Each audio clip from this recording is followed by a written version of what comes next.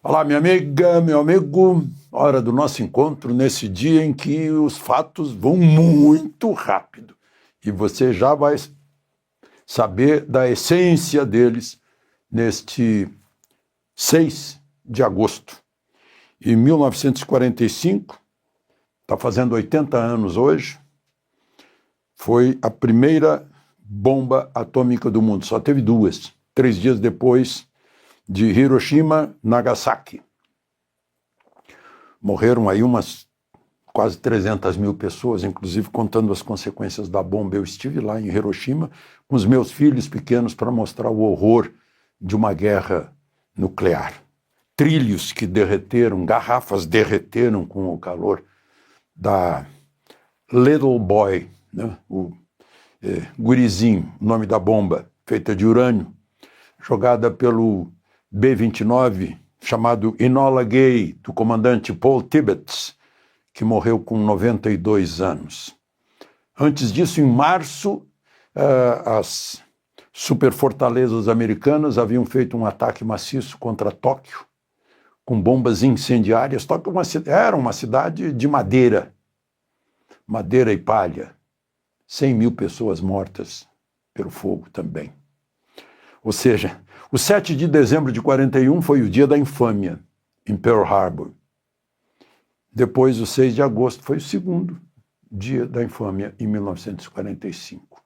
Pearl Harbor foi num domingo, Hiroshima numa segunda-feira.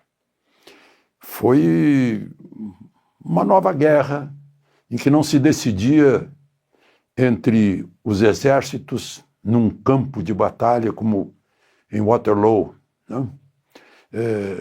Cidades bombardeadas, civis mortos. Os mortos desse ataque, praticamente todos civis. Assim aconteceu com Coventry, Londres, na Inglaterra, depois Colônia, Berlim, Dresden. Foram poupadas, só para lembrar, né? Roma e Paris, por exemplo.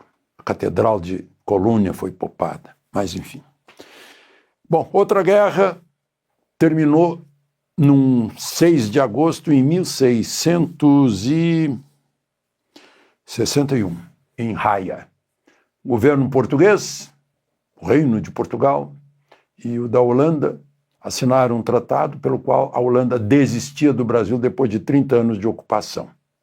Desistiu por causa de Guararapes, os grandes guerreiros brasileiros que mostraram o nascedouro de um exército nativo, um exército do local, né? O exército brasileiro marca essa data com sua criação. E um registro em 2001, em 6 de agosto, morreu o grande escritor Jorge Amado, Academia Brasileira de Letras, chegou a ser falado para o Nobel de Literatura. Ele foi deputado pelo Partido Comunista, PCB, e era comunista, admirador de Stalin, como ele próprio confessou. Só que a gente olha as biografias hoje na rede social, não consta o arrependimento dele, dizendo que o comunismo é um grande engodo, uma grande mentira, né, que escraviza as pessoas. Ele disse, na hora que abandonou o comunismo, que não queria mais saber, estava arrependido. Fez 35 livros. Bom, vamos então aos acontecimentos de hoje. Lembre-se de se inscrever se ainda não fez isso e ao final de deixar o gostei ou não gostei.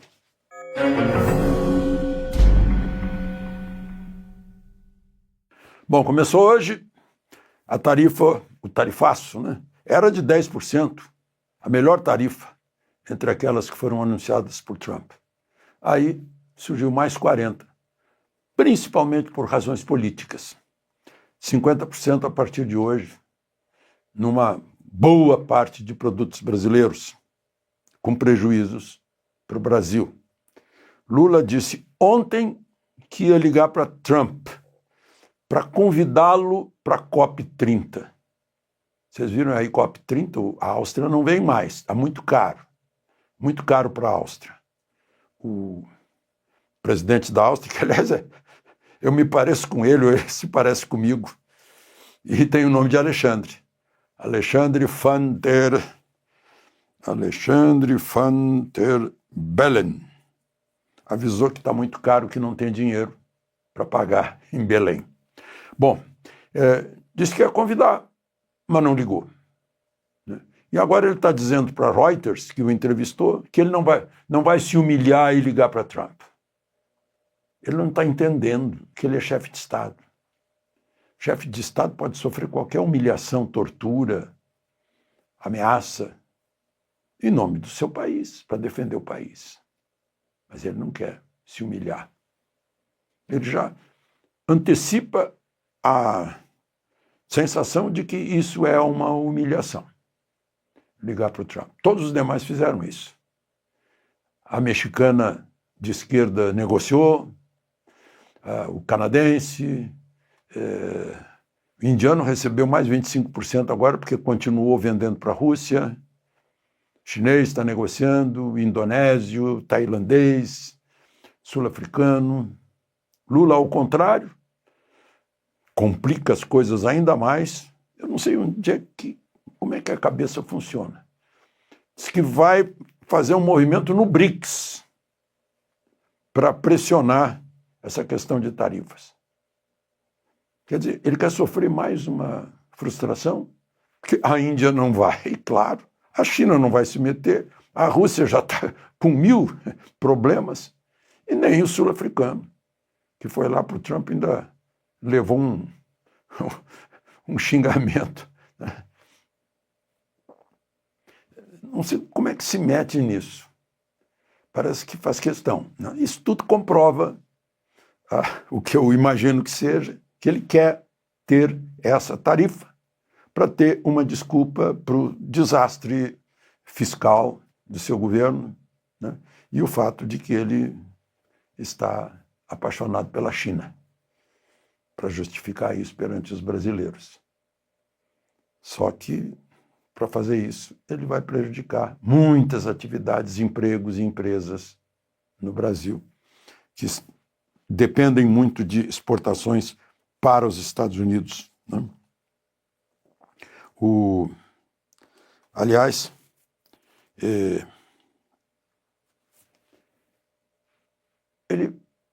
vocês lembram quando ele disse: não tem grade aqui em torno do Palácio do Planalto de jeito nenhum, não pode ter nenhum anteparo. Eu acho que ele não usou a palavra anteparo, mas foi algo semelhante, entre o Palácio do Planalto e o povo. Agora botou grade de novo, com medo. Espera aí, não quiser deixar o povo entrar no palácio, é só impedir o povo de entrar. É a coisa mais fácil. Quem entra no Palácio do Planalto, alguém deixou entrar. Não tem como. Outra forma. Porque a segurança tem meios para impedir. Meios de força para impedir. Isso, todo mundo que trata de segurança de palácio me conta. Não tem exceção. Não? Bom, vamos em frente. Eu queria começar com o Folha de São Paulo dá hoje, em manchete, na primeira página: prisão de Bolsonaro isola Moraes no STF e pode ser reconsiderada. Eu tratei de confirmar isso, e sim, confirmado. O pode ser reconsiderado ainda depende de alguns caminhos. Mas o isolamento está crescente. Há aquele espírito de corpo que mostrava uma unidade em torno de Moraes não existe mais. Bom, e outra coisa,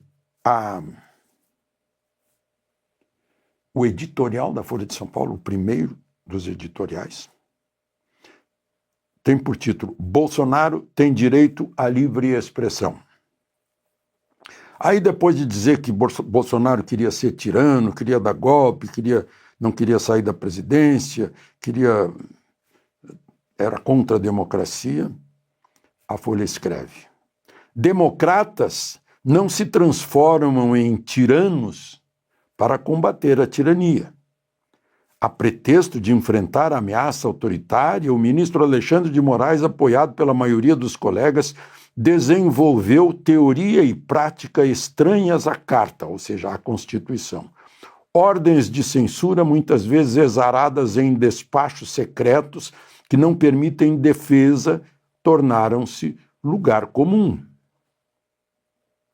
Moraes errou ao pretender silenciar Bolsonaro numa ordenação kafkiana impossível de cumprir.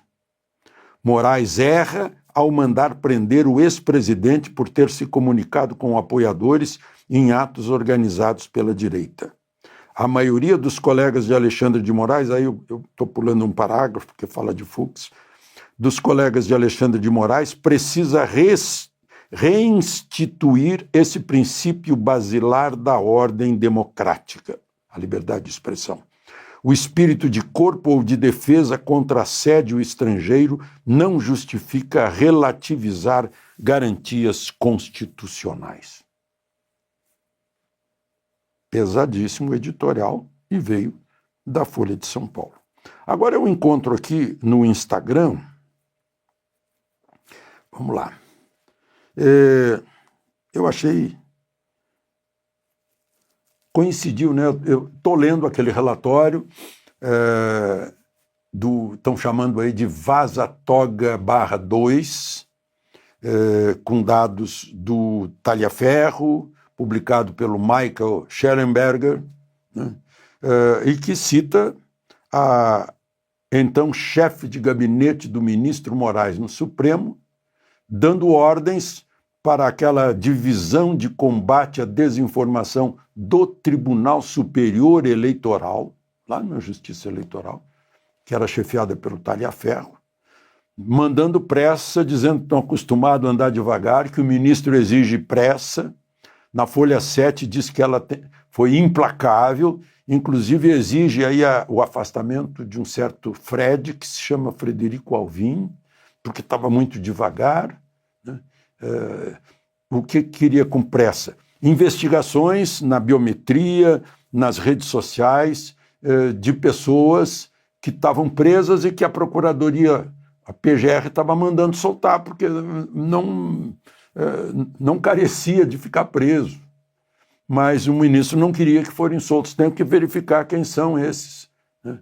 Então investigavam, aí viam lá que a pessoa postou algo contra o Lula e tal, aí ficava preso, né? Bom, ela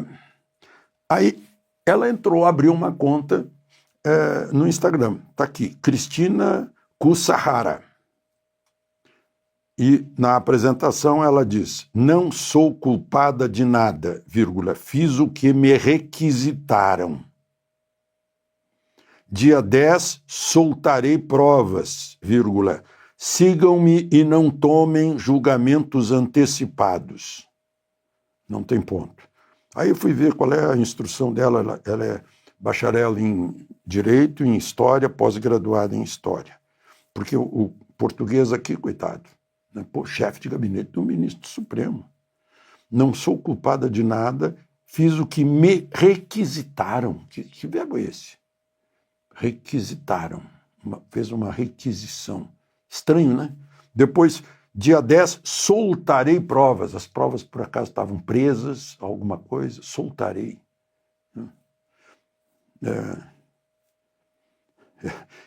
É uma tradução do inglês, né? Nominal, né? Release. E o inglês usaria release aqui. Estranho. Em vez de ponto e vírgula, que estava mudando um pouco de assunto, estava uma vírgula. Sigam-me e não tomem julgamentos antecipados. Tomar também me parece uma tradução literal do inglês. Não façam julgamentos antecipados ou não pré-julguem, né? Mas enfim. Então, dia 10 aqui ela vai se manifestar. Ela está citada lá nesse dossiê que foi publicado. Tá? A CNN se refere a isso, eu só percebi na CNN, mas enfim. É um caso a verificar. Agora, um depoimento hoje na Câmara dos Deputados, numa audiência pública, eu fiquei boquiaberto, assustado. Embora não tenha ainda a outra parte, o outro lado. Mike Pence, que foi secretário de Estado no outro governo Trump. Estava lá, porque o ministro Barroso, presidente supremo, numa declaração outro dia, disse, olha, nós fomos pedir ajuda, o governo, os Estados Unidos nos ajudaram a defender a democracia. Mais ou menos assim. Né? Aí ele disse que, nessa audiência pública, afirma que a CIA, financiou indiretamente agências brasileiras, isso significa a USAID, né, para censurar a direita e advertir o governo Bolsonaro a não questionar as urnas eletrônicas. E disse que a principal ligação era o ministro Barroso ao NED, que é o Fundo Nacional para a Democracia, mantido pelo Partido Democrata, que houve inclusive uma ligação, TSE e WhatsApp, citou a agência Lupa, parece que é essa de conferência, para ver se aquilo é verdade ou não é, a Abrage, que eu acho que é a Associação Brasileira de Jornalismo Investigativo, que seria um negócio chamado Comprova, né? que ensinaram como censurar a direita. Bom, agora foi perante os deputados vão ter que tomar alguma atitude. Mas Câmara e Senado estão fervilhando. Né? Hoje conversei bastante com o pessoal que estava lá dentro. Olha, meu Deus. Lá no Senado está pertinho dos 41 necessários para ter metade mais um e ter que abrir uma comissão para estudar requerimento de impeachment contra Moraes. Já teria 39 garantidos. Falta mais 2. Né? E Alcolumbre não quer saber. Agora, senadores se acorrentaram na mesa diretora para não ter sessão enquanto não resolvessem isso. Houve, inclusive, cenas de força, violência, que a segurança do Senado quis trancar o auditório Nereu Ramos, foi aberto à força. Né? Lá na Câmara também, os deputados estão impedindo que o presidente da Câmara, Hugo Mota, faça a reabertura dos trabalhos e tal. Tem essa comissão aí que já funcionou. Então, essa é a situação hoje, nesse momento. Então é isso, eu já fui longe. Tem muita coisa ainda para falar, mas eu vou falar na próxima conversa. De Brasília, Alexandre Garcia.